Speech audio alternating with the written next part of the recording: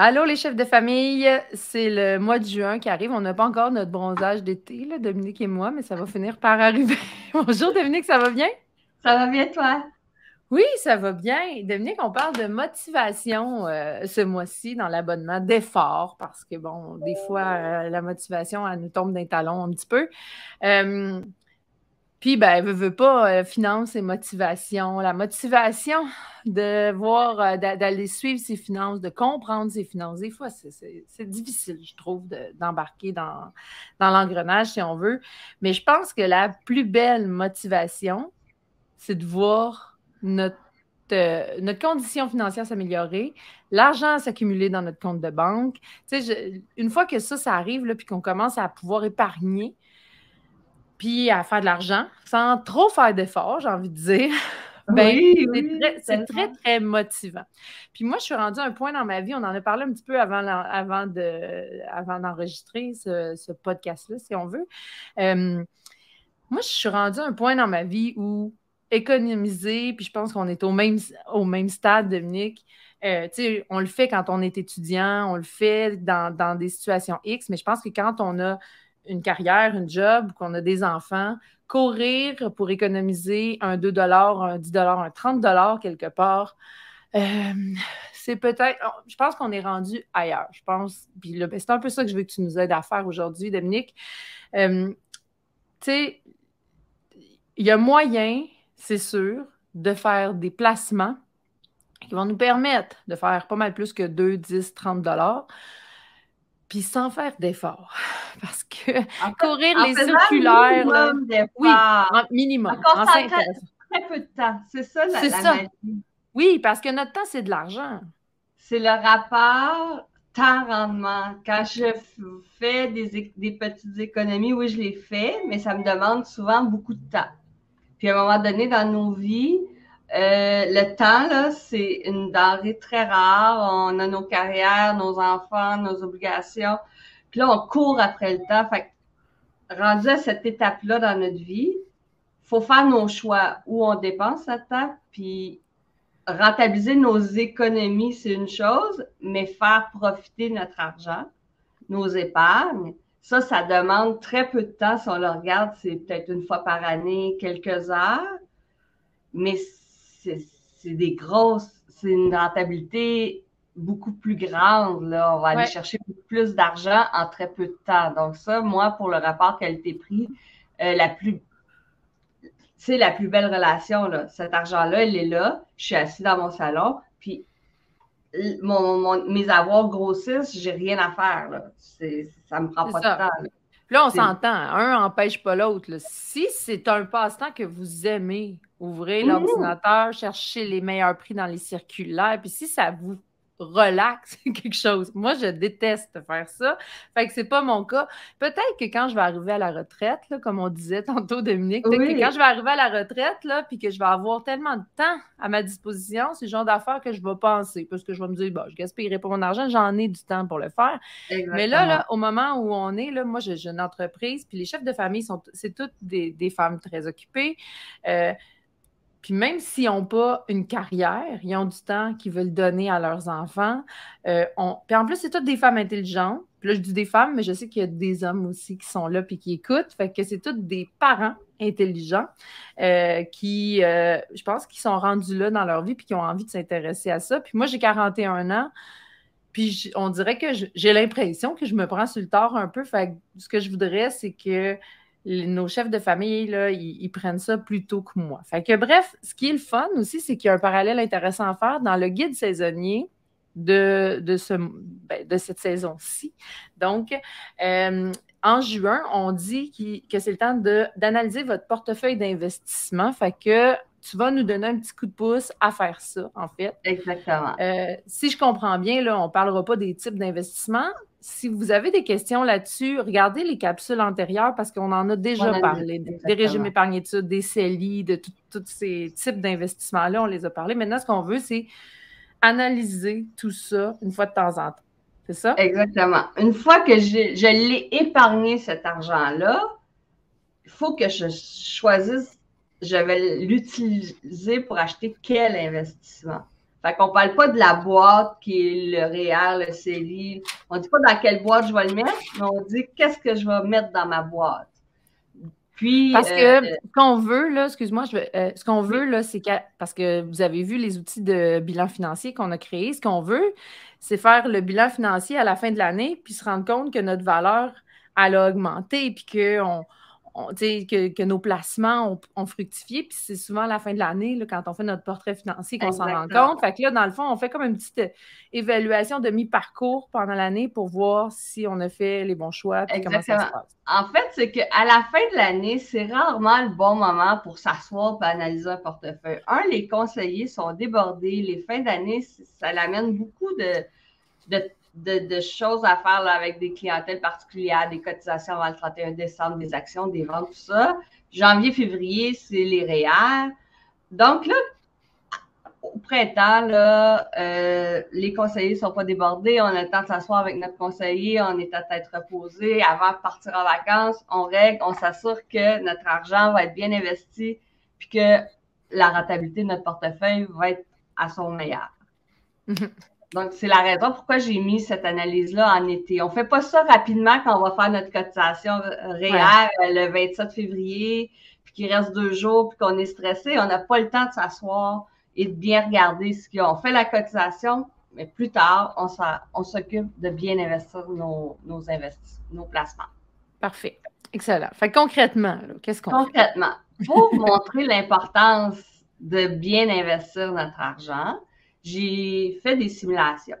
Okay. Les taux de rendement que j'ai mis, c'est les taux qui sont prévus par l'Institut québécois de planification financière, l'IQPF. Donc, c'est des taux là qui sont pas choisis au hasard. C'est vraiment des taux que c'est des professionnels, des actuaires, des économistes, des conseillers qui se sont assis et qui ont dit c'est quoi qu'on peut raisonnablement s'attendre comme rendement. Okay. Donc, si je laisse le premier taux que j'ai utilisé, c'est 0,6 %. Ça, c'est quand je laisse mon argent dormir dans mon compte de banque là, à taux élevé, là, parce que mon compte de banque ordinaire, il n'y a pas de rendement. Mais un compte, là, ce que les banques appellent les comptes bancaires à rendement à taux élevé, ça, je peux avoir à peu près 0,6 là, si je suis dans les meilleurs rendements que je peux obtenir dans ce type de compte-là. Donc, mon 5 000 $ que j'ai mis pendant 20 ans, ça fait un chiffron, j'ai investi 100 000. Si je le laisse dans mon compte, dans 20 ans, je vais avoir 105 910. Par contre, si je prends la peine de l'investir dans des investissements à revenus fixes, des obligations, des dépôts à terme, au bout de 20 ans, l'IQPF me dit tu vas probablement avoir un rendement de 2,9 % plus ou moins. Puis, tu vas avoir, au bout de 20 ans, 132 900. Okay. Si je passe dans un portefeuille d'actions canadiennes, là, je peux espérer un rendement de 6,10 %. Je vais avoir 185 900 $. Donc, l'écart... Ça, c'est les obligations canadiennes, tu me dis. Les actions canadiennes. Les actions canadiennes, excuse-moi. Moi, je suis très pioui, là, fait que je pose des questions puis je te fais répéter. C'est excellent parce qu'après, je vais expliquer la distinction entre, justement, les revenus fixes et les actions. Puis, on va regarder là, les outils de placement qu'on a dans ces catégories-là. Puis après ça, le plus haut rendement que je peux espérer, c'est quand j'ai investi dans des actions de pays émergents.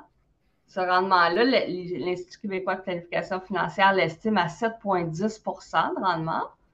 Et je peux espérer que mon 100 000 va valoir 207 000 dans 20 ans. Donc, je vais avoir doublé mon investissement dans 20 ans, contrairement à avoir 105 000 à peu près si je l'ai laissé dans un compte bancaire. Fait qu'on voit l'écart, là. On a besoin de beaucoup moins d'efforts d'épargne pour arriver à un résultat beaucoup plus intéressant si mon argent est bien investi. OK, mais là, on parle de 100 000. C'est la donnée que tu as choisie, je pense, pour que ce soit comme, un 100 000, c'est plus facile, là, mais ça reste quand même, je veux quand même rassurer les chefs de famille qu'on n'a pas besoin d'avoir 100 000 pour investir. Non, mais là, on parle d'un 100 000, je parle de 100 000 sur 20 ans, mais c'est 5 000 par année, mon exemple. C'est ça, OK, parfait. 5 000 par année pendant 20 ans, fait qu'on est dans l'assez réaliste, là. 5 000 par année, là, c'est comme à peu près 415$ par mois, là. Fait que À c'est peu pas... près. Là, c'est quelqu'un qui budget... Si on C'est y va à la semaine, accessible. là, c'est 100$ par semaine. C'est ça. 52 semaines. C'est bon, quand même. Je pense que c'est tout à fait réaliste, effectivement. C'est réaliste, puis là, on calcule pas là, selon les outils, les REER, ça va rapporter de l'argent, tout ça. Là. On est vraiment juste dans l'investissement. Là. Parfait. OK. Fait que là, quand on parle de rentabiliser, là, pour arriver à ce 7 %-là, ce 6 % de rendement, on parle d'action. Donc, dès qu'on parle d'action, il faut parler de risque. Il y a toujours une relation qui est toujours vraie. La relation risque-rendement. Plus je mets du risque, plus je peux espérer avoir un grand rendement. Moins je mets de risque, plus mon rendement va être petit. Ça, c'est une relation qui est vraie. Le moins de risque, c'est mon compte de banque. Ouais. En plus de la relation risque-rendement, j'aurais dû parler de liquidité. Ça veut dire que je peux avoir mon argent demain matin. Je la veux, je la prends. Ouais. Donc, plus je suis liquide et sans risque, moins je fais de rendement. Ouais, c'est logique. Le plus liquide sans risque, c'est mon compte de banque qui ne me rapporte rien. Après ça, j'ai des comptes à rendement élevé qui vont me rapporter un petit peu. Puis, je vais tomber dans des dépôts à terme. Ça veut dire que je vais sacrifier un petit peu de liquidité. Je vais dire à la banque, OK, garde mon argent pour 5 ans. Puis, au lieu de me donner 0,5 % de rendement, donne-moi 2. Parce que je n'ai pas accès pendant 5 ans à mon argent. Donc, risque, liquidité, risque, ça va me donner une bonne idée de mon rendement. À l'autre extrême, j'ai les actions. J'achète des actions de les belles combines. Hey, j'ai hâte. Ça n'existe pas, j'ai hâte de vous vendre des actions des belles combines. Donc, ça veut dire que j'investis dans une entreprise, je deviens propriétaire. Je peux faire extrêmement d'argent, mais je peux aussi en perdre. Il y a des histoires des histoires là vraiment de gains incroyables. Quand tu parles d'actions canadiennes, là, juste pour qu'on comprenne, là, en fait, c'est des actions que le gouvernement a. C'est quoi exactement? Qui investit dans des compagnies qui sont plus nationales, dans le fond? On peut dire ça. Mettons Bombardier. Quand on parle d'actions canadiennes, on parle d'actions qui se transigent sur les marchés boursiers canadiens. Oui. Donc, ça va être des actions Bell, Hydro, toutes les entreprises canadiennes, pas Hydro, c'est pas en bourse, là, mais Bell, toutes les entreprises québécoises, canadiennes qui transigent sur les marchés boursiers. Quand j'achète une action, je deviens propriétaire. Oui. C'est sûr que si j'achète une action de Bell, je suis un petit propriétaire parce qu'il y en a des quantités incroyables d'actions. Je ne deviens pas, si j'ai 10 actions d'une compagnie, je n'ai pas un grand pouvoir dans cette compagnie-là, mais je suis quand même parmi les propriétaires. Donc, si cette entreprise-là fait du profit, mais en quelque part, il y a une partie de ces profits-là qui me reviennent à moi. C'est ce qui va faire que la valeur de l'action va progresser dans le temps. Puis c'est pour la plupart, j'imagine, des entreprises bien établies qui ont. Tu sais, c'est pas comme jouer à la bourse, là, où c'est des nouvelles entreprises. C'est jouer à la bourse. Oui, exactement. Ça l'est, mais avec moins de risques que certaines entreprises qui ont des fluctuations. En fait, c'est là qu'on va voir qu'il y a des catégories d'actions. On va avoir, une fois bon, l'action, ce n'est jamais garanti, c'est toujours jouer à la bourse. Ouais. Peu importe quelle compagnie. Si je parle d'une action d'une compagnie de Coke qui est établie présentement, puis si demain, on dit que de manière incroyable, ça donne le cancer, puis c'est très néfaste, l'action va chuter. Une action, c'est jamais garanti, c'est toujours risqué. Oui, je comprends. Là, à partir du moment où on choisit nos actions, bien là, il y a des moyens de diminuer ce risque-là, justement. Il y a des catégories d'actions. Je vais avoir des actions qui sont dans des entreprises qui sont à fort rendement. Ça veut dire justement des entreprises qui ont déjà une bonne stabilité, qui sont là depuis des années. Ça va être des catégories d'actions moins risquées. Donc, souvent. Il y a un risque, il y a toujours un risque, mais ça va être moins risqué. Après ça, je vais avoir des catégories de croissance. Ça veut dire que c'est des entreprises qui sont établies, qu'on a des chiffres, qui ont déjà fait montrer là, un peu leur capacité. On est capable de valider la valeur, puis qu'on espère que cette entreprise-là va croître, puis tout ça. Ça va être des catégories de croissance. Quand je suis en croissance, ben, j'ai pas la stabilité de la catégorie d'avant, là, que je suis bien établie. Donc, je suis un petit peu plus risquée. Puis, si j'ajoute encore plus de risques, là, je vais être dans des catégories d'actions qu'on va dire spéculatives.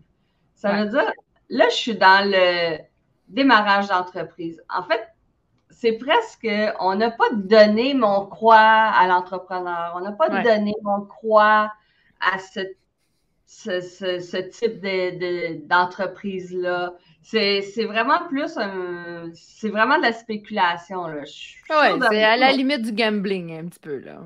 C'est presque, mais c'est là que je peux avoir des titres qui vont exploser. C'est là qu'on va dire, bon, ben, hey, tu sais, je dirais, quelqu'un qui a investi au début d'Apple, quand c'était au début, ben, ça peut avoir explosé. Là. Il faut être un peu visionnaire. Là, pour exactement. Mais, puis là, va arriver quand je veux diminuer le risque. Je vais avoir un petit peu de ça, mais si je mets tout mon portefeuille dans ce type d'action-là, je suis à risque. Là. Ma retraite, le régime d'épargne d'études de mes enfants peut disparaître. Il pourrait exploser, là. Je pourrais le payer à Harvard, peut-être.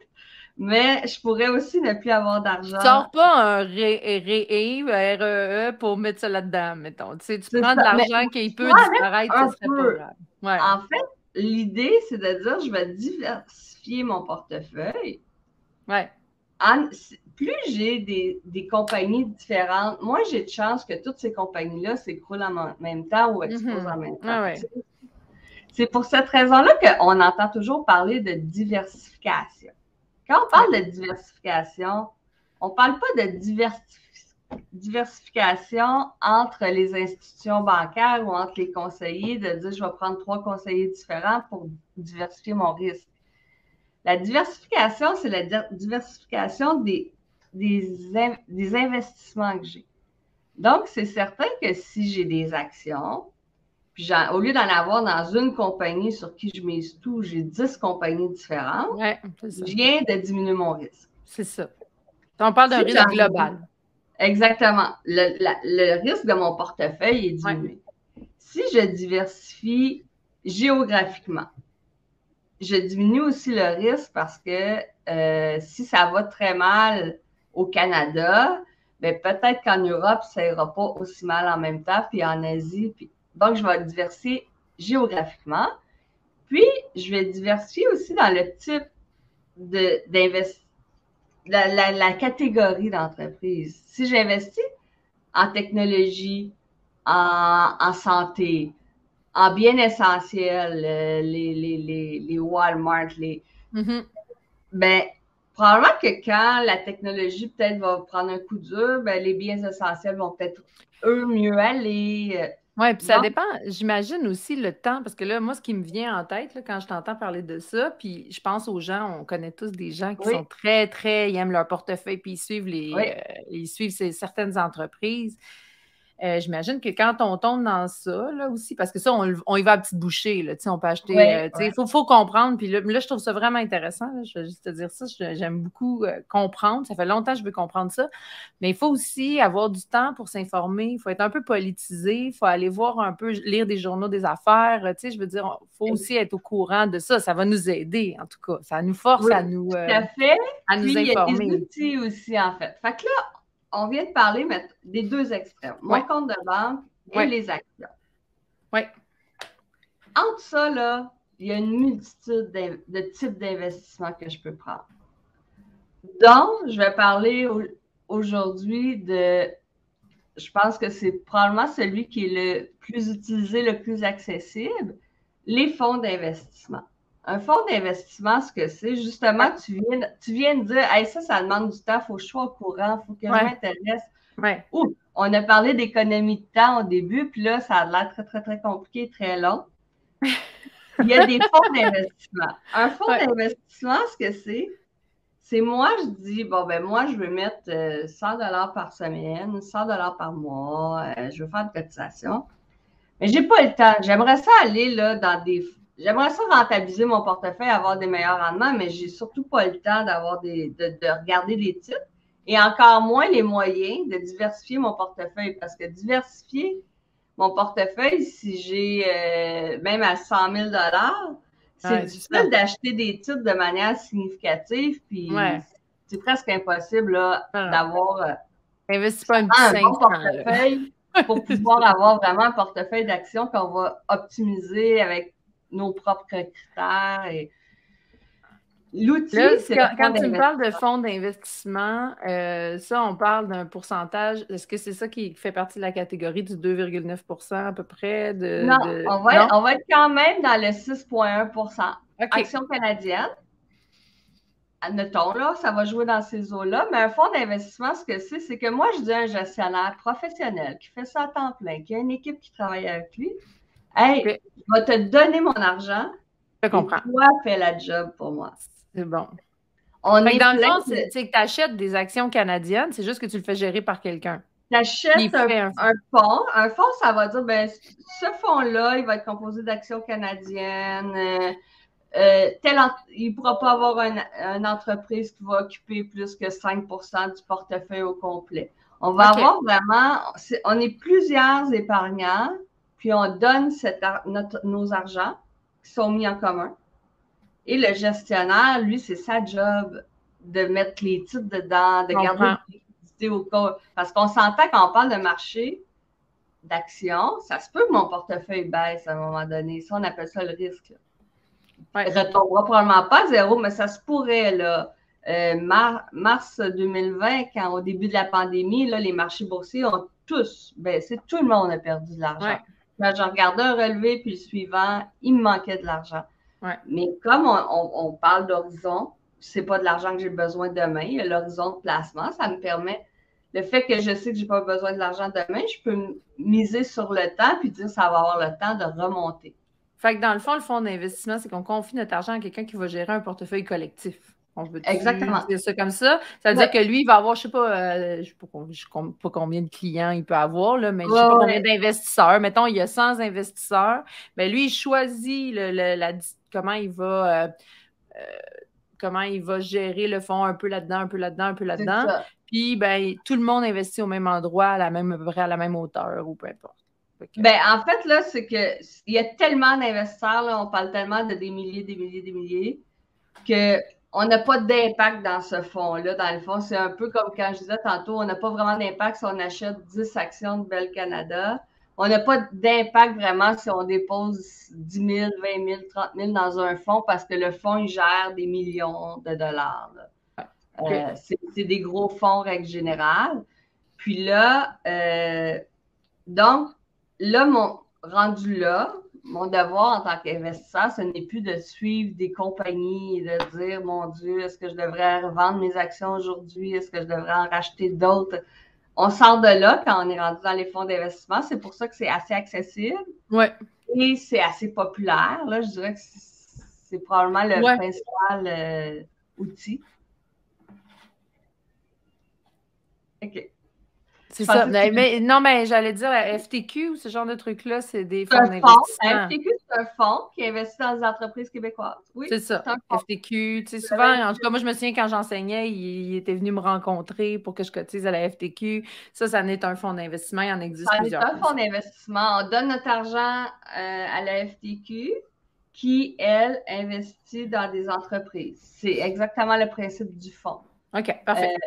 Donc, une fois que je dis, bon, ben moi, je veux aller vers des fonds, là, comment je choisis un bon fonds? En fait, pour dire qu'un fonds est bon ou pas bon, c'est pas juste en regardant, il a fait 7%, c'est bon. Non.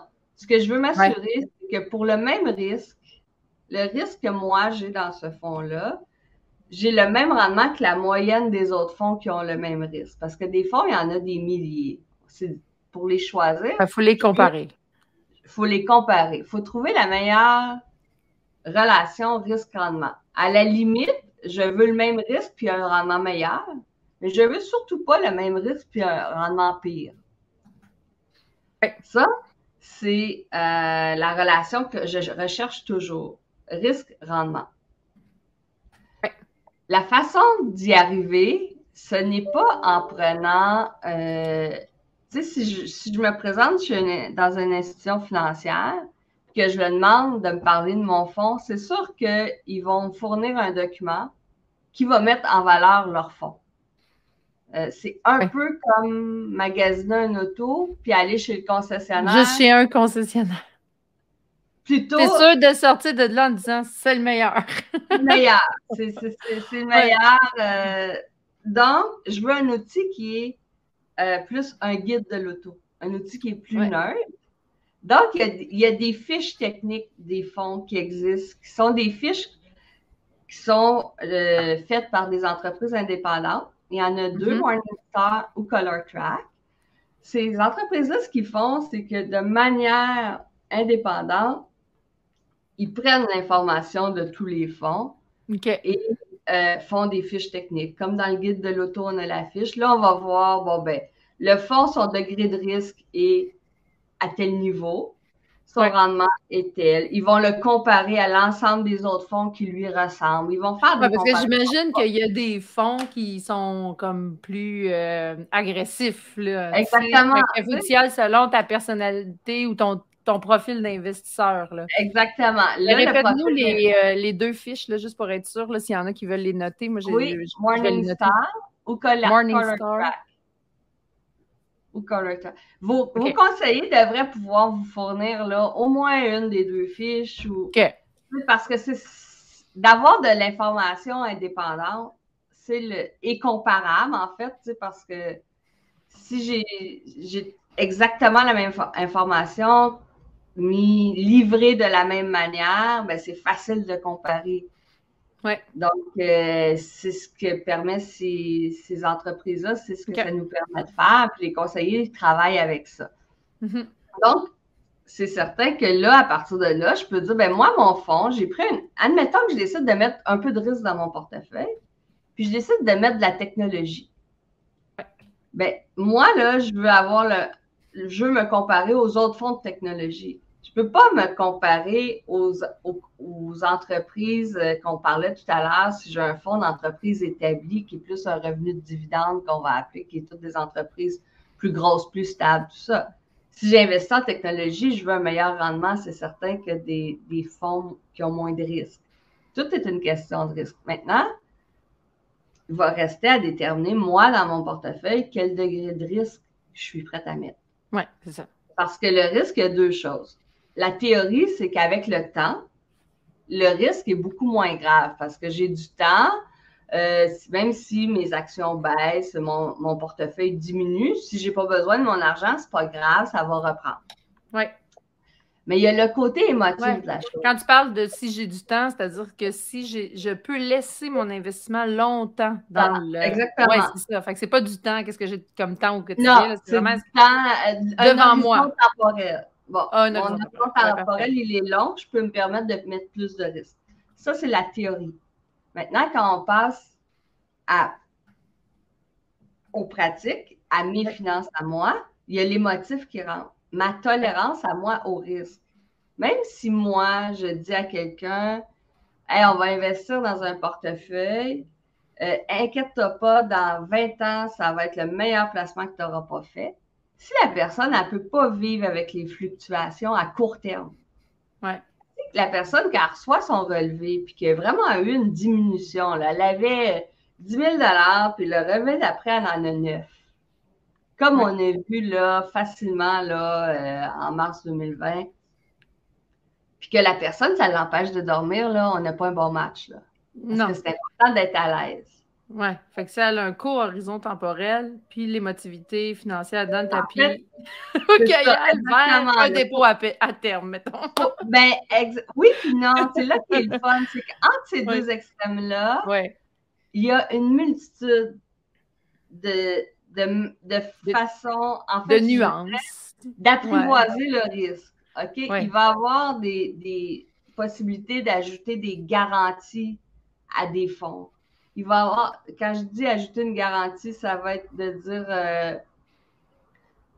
bon, ben, si tu laisses ton argent là au moins 10 ans, au moins 15 ans, je te garantis qu'elle va être là. Même si ça fluctue, le pire scénario, tu vas avoir zéro de rendement. Tu vas reprendre ton argent. Tu vas reprendre ton argent. Là, je viens de sacrifier ma liquidité parce que 15 ans, c'est long. Ouais. Mais je viens de me sécuriser. Donc, moi, ce que je dis, c'est que oui, à l'extrême, là, on veut le fonds d'action pur. Mais si pour moi, ça m'empêche de dormir, là, je vais trouver un outil entre les deux qui va me permettre de rajouter un petit peu de risque pour augmenter légèrement mes rendements, puis je vais apprivoiser le risque.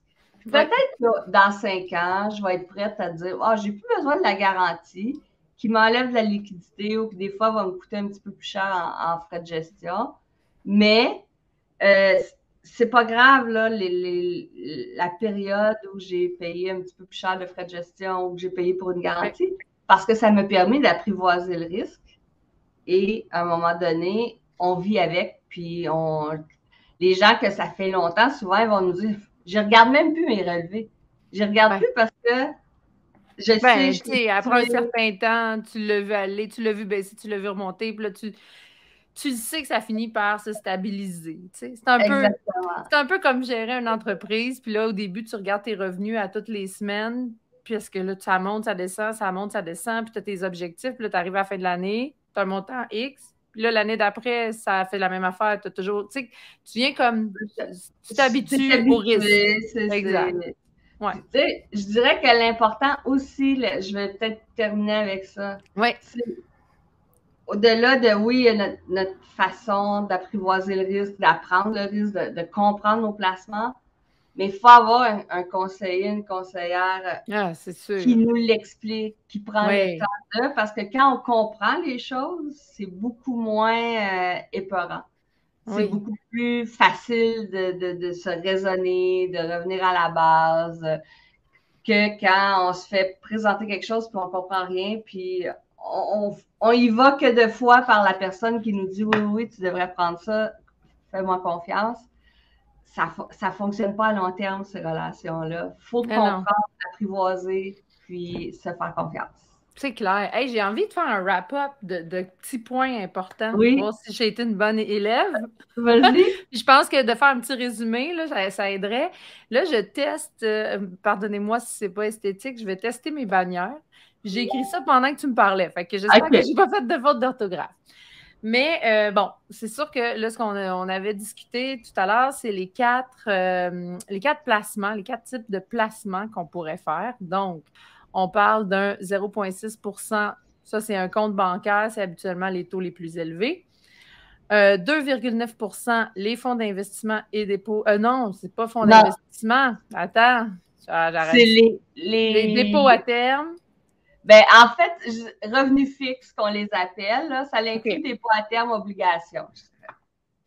OK, bon, je vous remets ça. Bon, tu vois, des fois, ça vaut la peine de... et obligations. Fait que là, on a... Je reprends, OK? Je fais ça tellement spontanément, là, je suis comme stressée. Mais c'est pas grave, c'est le fun. Par exemple. Fait qu'on a dit, je reviens, 0,6, l'intérêt du compte bancaire le plus élevé. Ensuite, 2,9, j'ai corrigé, revenu fixe, dépôt à terme et obligations. À 6,10 %, un petit peu plus élevé, on a les actions canadiennes. Puis ça, c'est toujours selon le niveau de risque. Là. Ça augmente parce que le risque augmente. Diversifié d'actions canadiennes. Oui, exact. Un fonds d'actions canadiennes ou un portefeuille très diversifié d'actions canadiennes. Oui, c'est ça. C'est une moyenne. Oui, exactement. Là. Et la même chose aussi, 7,10, mais là, on a une moyenne d'un fonds diversifié d'actions de pays émergents. Exactement. Bon, ça, une fois qu'on connaît tous ces investissements-là, on a le choix. Si on est vraiment hot de le faire nous-mêmes, mais quand on n'a pas de temps, puis qu'on veut investir, puis qu'on n'a pas toutes les connaissances, ben là, on peut s'en aller vers une solution qui va nous faire économiser du temps, c'est-à-dire les fonds d'investissement. Donc, un fonds d'investissement qui va il va lui-même créer un portefeuille diversifié, puis il va investir notre argent dans toutes ces, dans un mix, en fait, de ce qu'on vient d'actions canadiennes et d'actions de pays émergents, disons. Il faut faire attention. Un bon fonds d'investissement, c'est celui qui a la meilleure relation risque-rendement. Donc, mieux vaut les comparer. Et là, j'ai mis Morningstar. J'espère que je les ai bien compris. Color Track, c'est avec un K. Ah, OK. Pas Bon, d'espace. C'est en un mot, pas d'espace. Notez ça, les chefs de famille. Oui. Juste pour vous dire à quel point c'était spontané que je suis en apprentissage ce matin. Puis finalement, il y a deux choses qu'il faut réfléchir quand on se demande à quel point on veut un fonds d'investissement qui est plus risqué ou un portefeuille, en tout cas de placement plus risqué. Il faut considérer notre horizon temporel. Est-ce qu'on peut se permettre de laisser notre argent dormir longtemps? Si c'est le cas, il y a très peu de chances qu'on la perde. On va finir par reprendre un peu ce qu'on aura perdu. Ça monte, ça descend. Puis, ça dépend aussi de notre émotivité qui va affecter notre tolérance au risque. Fait que, j'ai-tu fait un bon résumé? Wow, bravo! Mais j'ai trouvé ça très, très intéressant, Dominique. Je dirais que c'était quelque chose qui manquait à mes connaissances financières. Puis là, j'ai comme hâte qu'on jase de ça personnellement. Parce que je trouve ça très, très intéressant. Tu sais, là, c'est rapide. Oui. Mais c'est vraiment, là, on pourrait faire des capsules là, sur des tout petits segments de cette présentation-là. Mais c'est la base, puis il faut l'apprivoiser, puis la profondeur. En tout cas, j'espère, les chefs de famille, que vous avez aimé ça. Moi, ça me valorise beaucoup quand j'ai l'impression qu'il, tu sais, des fois, surtout au point de vue financier, qu'il manque des petites cordes à mon arc. Là, puis là, je viens d'en mettre une autre, puis je suis contente. J'ai envie de comprendre ça, la finance. Tu sais, ça m'intéresse vraiment parce que j'ai ce besoin-là d'indépendance, puis de comprendre, puis de, tu sais, on aime ça être un peu. On dirait qu'on se sent comme plus forte comme femme quand on connaît mieux les finances, là, tu sais. Fait que c'est très intéressant. Merci beaucoup, Dominique. Puis si jamais on a d'autres questions, on peut s'adresser à notre conseiller financier. Si vous n'avez pas de conseiller financier, n'oubliez pas que Dominique est là pour vous donner un petit coup de main, ou son équipe, en tout cas, du moins. Puis voilà. Donc, merci encore une fois. Puis on se revoit le mois prochain. Oui. Bye, Dominique. Bye.